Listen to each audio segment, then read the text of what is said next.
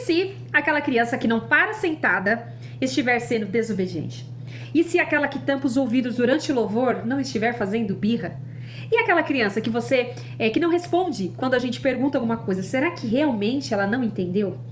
Nós estamos recebendo cada vez mais ministros, crianças autistas com TDAH e também crianças que não utilizam a fala como a principal forma de comunicação dentro do Ministério Infantil. E eu quero começar esse vídeo reconhecendo uma coisa: nem sempre nós sabemos o que fazer numa situação dessa. Eu mesma, como professora, eu continuo aprendendo muito na prática. Então a proposta desse vídeo não é transformar ministros em terapeutas, não é esse o nosso papel. É nós aprendermos algumas estratégias simples para que essas crianças consigam entrar, permanecer, participar e também ter acesso à palavra de Deus. Porque inclusão, gente, não é apenas permitir que a criança esteja na sala, é pensar como essa criança consegue participar daqui. O comportamento também comunica. Essa talvez seja uma das mudanças mais importantes no nosso olhar. Uma criança começa a correr pela sala bem no momento da palavra. A nossa primeira reação é assim, eu falo que eu já tive várias vezes essa reação. Aí ela não quer prestar atenção. Mas antes da gente corrigir, a gente precisa de investigar uma coisa. O que será que aconteceu antes? Será que o ambiente ele está barulhento? A atividade está muito longa? Ela não entendeu o que esperamos dela? Será que ela está tentando conseguir alguma coisa? Está tentando escapar de alguma situação? Será que ela precisa se movimentar? Será que ela consegue se comunicar? Como, por exemplo, quero sair, me ajuda, né? Tá alto, acabou, né? O comportamento que a gente muitas vezes está tentando parar, esse comportamento pode nos dizer muita coisa. Então, uma coisa assim que eu tô aprendendo muito: antes de corrigir, observe, tente entender e depois você vai intervir. Não exija que toda criança aprenda do mesmo jeito. Esse, sem dúvida, é outro ponto muito importante. Criança sentada, olhando para mim em silêncio, não é a única imagem de uma criança que está aprendendo. Uma criança ela pode estar ouvindo enquanto balança o corpo, a outra pode precisar segurar o brinquedo, uma pode responder falando, a outra apontando, outra entregando uma figura e outra pode não responder naquele momento. E especialmente com crianças autistas. Aí nós precisamos dar tempo, sabe, desse processamento. E eu faço uma pergunta e espero. Não pergunto imediatamente de novo. Qual foi? Você sabe? Quem foi? Fala pra tia. Às vezes, enquanto nós continuamos falando, a criança ainda está processando a primeira pergunta, né? Então, algumas orientações especializadas recomendam justamente dar tempo para processar. Evitar excesso de linguagem, sabe? E se for necessário, repetir a instrução. Inicialmente, usando as mesmas palavras que você usou. Acompanhada de um apoio visual.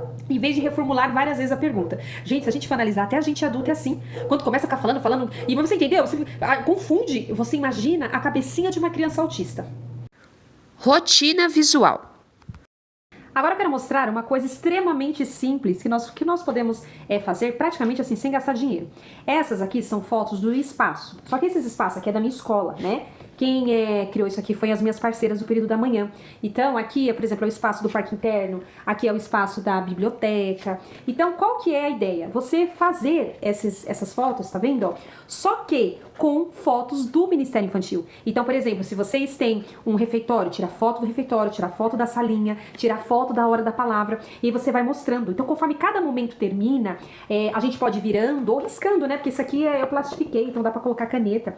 E assim, isso ajuda, é uma questão previsível. Você vai mostrando pra criança o que vai fazer. Olha, agora, ou, por exemplo, a imagem antecipa. A previsibilidade e esses apoios visuais ajudam as crianças autistas a entender o que vai acontecer, e principalmente nas transições entre atividades. Então essas fotos reais, objetos, símbolos, palavras, elas são opções muito válidas. Então usar fotografia do próprio brinquedão, se vocês tiverem, do refeitório, da salinha, é muito coerente, tá bom? E aí eu falo pra vocês, a gente não precisa ser só uma criança autista, nós podemos colocar essa rotina visual para toda a turma. Assim ela deixa de ser o material daquela criança e passa a ser uma ferramenta da nossa sala. Pode parecer bobo, gente. Isso aqui fala, mas pra quê? Não é escola. Só que dentro do Ministério Infantil, eu falo que essa simples atividade me ajudou muito. E eu falo com a turma toda, não só com as minhas crianças autistas. Porque a gente adulta é assim, muitas vezes a gente sai de casa, a gente gosta de saber tudo que vai fazer. Eu vou pro trabalho, vou pegar o trem, vou pegar o metrô, depois eu vou almoçar a tal horário, depois eu quero ir pra academia. Então, você imagina pra uma criança, tá? Muitas vezes lá dentro. É muita informação. Quando você mostra pra ele, olha, agora a gente vai fazer isso aqui, depois a gente vai lá pra biblioteca, lá tem os livros, lá tem a Bíblia, a gente vai conseguir contar historinha pra você, depois a gente vai fazer uma atividade como assim, você mostra aquilo pra criança, gente, reduz muito essa questão da criança se desregular, porque você tá mostrando para ele tudo que vai fazer, e quando termina a vivência, você tira do campo de visão dela, olha, terminou, muito bem, conseguimos fazer, agora vamos fazer a segunda, e mostra, e vai mostrando para eles. Pode ser pequeno, pode ser grande, você pode colocar colado na parede, isso vai ajudar muito, gente. Eu falo na minha turminha, com as minhas crianças, isso da escola regular tem me ajudado muito. Criança não falante não é a criança que não se comunica. Agora nós precisamos falar sobre as nossas crianças que não usam a fala. Não falar, gente, não significa não compreender. E também não significa não ter nada para dizer. A comunicação não acontece somente pela boca, né?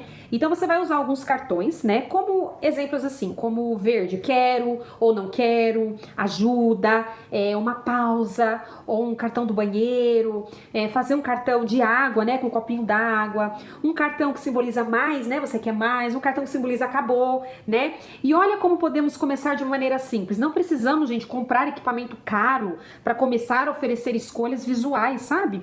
Em vez de perguntar assim para a criança, o que você quer fazer agora?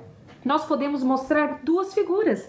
A gente pode mostrar uma figura de um desenho ou a figura de um encaixe. Você quer desenho ou encaixe? Aí a criança aponta, ela pode tocar, e aí pode entregar a figura pra gente. Isso é comunicação. O ambiente pode estar dificultando. Agora, ministros, olhem para nossa sala, para sua sala onde você ministra, agora com um olhar de empatia.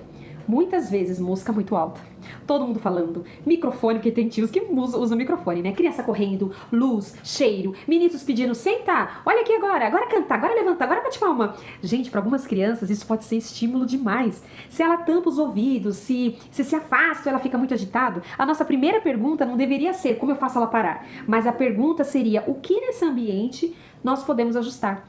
Então, muitas vezes, sugestões de custo assim, quase que zero. Um cantinho mais tranquilo. Não sei qual é como que é a sua igreja, né? Mas quem sabe um cantinho com um volume mais baixo, algumas almofadas, um tapete para aquela criança se regular. Tem alguns materiais, alguns brinquedos que ajudam essa autorregulação, né? Que a criança ali pode estar mexendo, né? Tem uns que dá para fazer com garrafa PET. Eu vou deixar aqui, ó, vocês podem ver algumas fotos de coisas recicláveis e também alguns materiais que podem ser comprados, né? Para deixar nesse espaço. A gente só tem que tomar cuidado, porque assim, eu acho muito bacana a gente ter esse espaço para acalmar a criança, sabe aquela criança que não quer ficar na sala naquele momento, ela se desregulou, e ali é o momento pra te acalmar. A gente só tem que tomar cuidado para que essa sala não deixe a criança lá. Falar, então fica o tio lá com ela e a criança fica lá durante a administração toda. Não é esse o objetivo. Mas se você na sua igreja tiver uma oportunidade, um jeito de criar um espaço desse, é muito legal, muito bacana para ajudar na regulação caso a criança se desregule. Mas lembrando que é um momento de passagem para a criança se acalmar, tá bom? Não um momento de exclusão. A gente tá fazendo a inclusão, tá ok? E a criança com TDAH que não para? Outro erro muito comum é transformar movimento em desobediência, né? Algumas crianças precisam se movimentar muito mais. Então, em vez de a gente passar 25 minutos dizendo senta, senta, senta, senta, né? Vamos trazer movimento para dentro da administração. A criança pode entregar figuras da história, segurar um personagem, colocar as pegadas no chão, buscar a Bíblia, distribuir os materiais, fazer uma parte da história com o corpo, ouvir 5 minutos, movimentar e voltar. Não precisamos vencer o movimento da criança, né? Mas nós podemos sim usar o movimento a favor da aprendizagem. Não transforme tio Sombra em isolamento.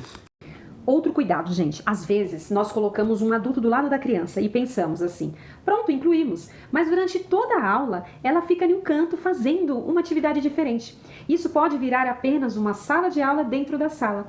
O adulto de apoio deve, quando necessário, funcionar como uma ponte para a participação e não como alguém que separa a criança do grupo, né? Se todos estão ouvindo a história de Davi, ela também pode acessar Davi. Talvez com boneco, com figuras, objetos ou uma versão menor, né, da atividade. Adaptar não significa trocar o ensino bíblico por passatempo, tá bom?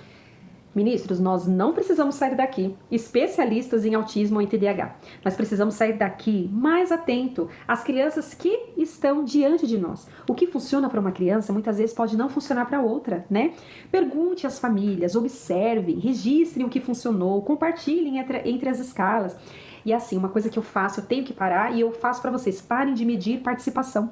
Ah, essa ficou sentada, essa respondeu a pergunta, essa terminou a atividade. Talvez uma criança não fale o versículo. Talvez ela não faça atividade. Talvez ela não fique durante toda a história. Mas hoje ela conseguiu entrar na sala sem chorar. Hoje ela apontou para a figura, olha, a água. Hoje ficou 2 minutos perto da roda. Hoje deixou o ministro brincar do seu lado. Isso também é um avanço, gente. E eu quero que a gente guarde uma frase, que eu acho que é a frase que resume tudo.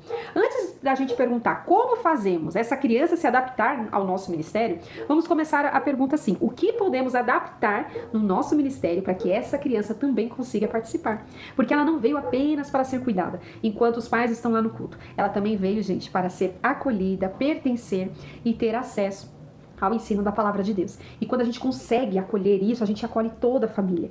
E acolhe muitas vezes as mães, porque muitas vezes, gente, a mãe nem vai pro culto, porque tem medo do filho ter uma crise, muitas vezes tem medo de um julgamento. Então, quando a gente se prepara para receber, e os pais, a mãe percebe isso, a gente ganha ali a família. A mãe entende que a gente está se preparando para poder acolher melhor aquela criança, né? Então, gente, conforme eu falei, nós não vamos se tornar especialistas, mas se a gente conseguir mudar esse nosso olhar, a gente consegue acolher com muito mais respeito.